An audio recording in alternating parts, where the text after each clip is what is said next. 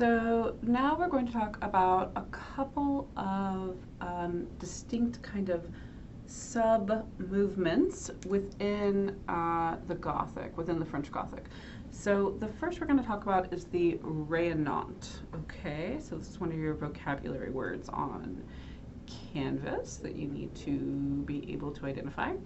And I'm just going to show you an example of the Rayonnant and an example of Flamboyant and keep it pretty simple.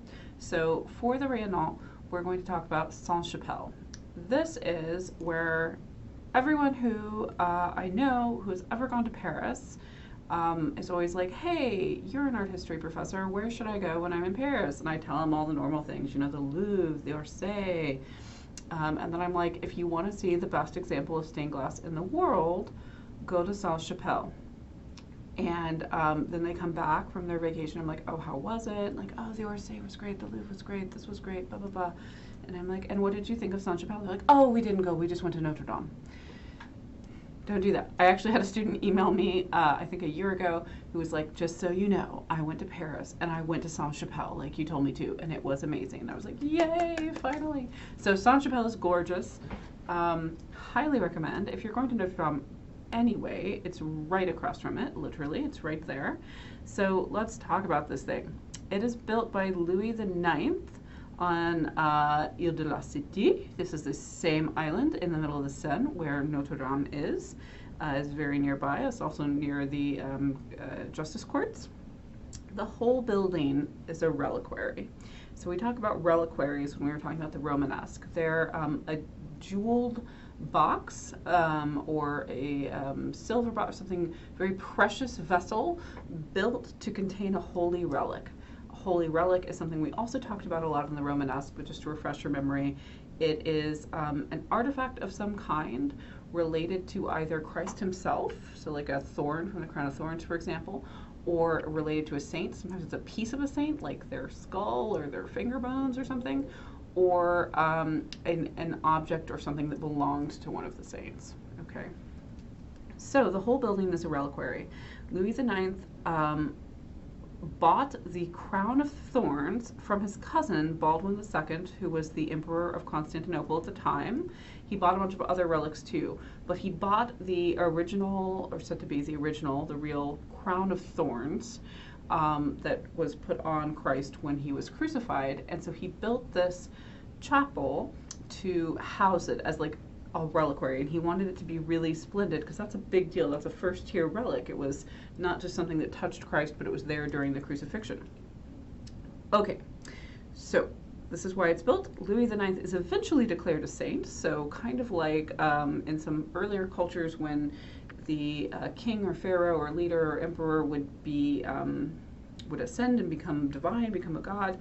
We see a few rulers in Western Europe who are sainted after their death, and so this guy is one of those, Louis IX. He's revered for his piety, his justice, his honesty, his charity. He was kind of considered this like model of Christian kingship. He negotiated a treaty with Henry III of England. He was sent as a peacekeeper and negotiator all over Europe. By all accounts, he was very, very good at diplomacy. He dies in the Crusades in Tanzania, and he's buried at Saint-Denis, which we talked about earlier in this unit, because Saint-Denis is where we first see the beginnings of Gothic architecture in France, right? He has 9 kids. His wife, Margaret of Provence, was also a big patron of the arts. And this particular piece that he patronized, this building, Sainte-Chapelle, is emblematic and very representative of the High Gothic Rayonnant style. Rayonnant is a French word which means radiant. That's the kind of thing that I will ask you about on your final, so know what that means, okay, and be able to identify this as an example of it. This is dominant for the second half of the 13th century. So this particular work has 6,450 square feet of stained glass. It's not very big. It's not a very big chapel, but the whole thing is covered in stained glass. The mullions, which are the stone bars for support, are very thin, as you can see. It's almost the entire surface of the interior of Sainte-Chapelle is stained glass. It filters light into this rosy glow. It's kind of amazing, the quality of light in this space when you go into it. It's 49 feet high by 15 feet wide, and it has the largest continuous windows of its time, even though, as I said, it's quite small compared to a lot of the cathedrals that we've looked at. It's very, very beautiful. Highly recommend that you check it out if you ever go to Paris. This is looking up, so you can see the rose window. We don't have a transept here because, again, this isn't a full cathedral. It's just a chapel, and it was designed essentially to be just this reliquary. It's also known as the jewel box of Louis IX. Okay, Rayonnant means radiant. When you hear Rayonnant, you think Sainte-Chapelle for your final in this class, students of mine. Other random internet people, you do whatever you want. But if you go to Paris, check out Sainte-Chapelle. Okay, the next thing that I want to talk to you about is the flamboyant style. Again, I'm just going to give you one example. Keep it pretty simple. So the flamboyant style has a flame-like appearance. This is what flamboyant means. It has all this pointed bar tracery, so this is all carved out of stone, but it's very, very thin. It takes that idea of the kind of elaborately framed void that we see developing all the way throughout the Gothic and makes that sort of the extreme. So we have this very elaborate pointed bar tracery. This is very popular in 14th century France.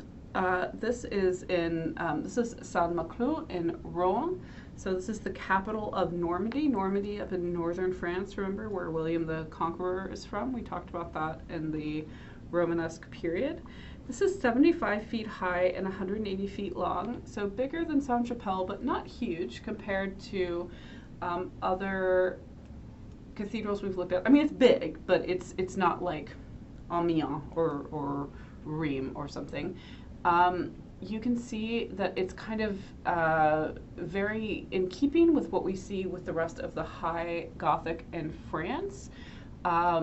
It's kind of the masterpiece of the late Gothic flamboyant style. So when you see this, you should know that this, I'm asking you about the flamboyant. So its westwork is different. That's one of the things that you can tell. It doesn't have the two towers. It has a singular tower in the facade. The portal is very elaborate. We have 5 different arches around the portal, around the door in the front. They all have this very thin masonry kind of elaborate tracery. It's very, very pointy. It always to me looks a little bit like the exoskeleton of like some very fancy architectural bug or something. So it is something that you should be able to identify. Very ornate, very kind of pierced gables, filled with flickering tracery, so this very flame-like tracery, very curvy. The whole front curves like this instead of being flat. Kind of looks like decorative webs almost. It masks the structure beneath. A lot of this is not structurally significant, it's just decorative, and it's very complex and very kind of confusing looking. Okay. So when you see this or this, flamboyant, yes, yes. When you see this, Rayonnant. Okay, so these are 2 distinct styles that develop within the late Gothic period. All right,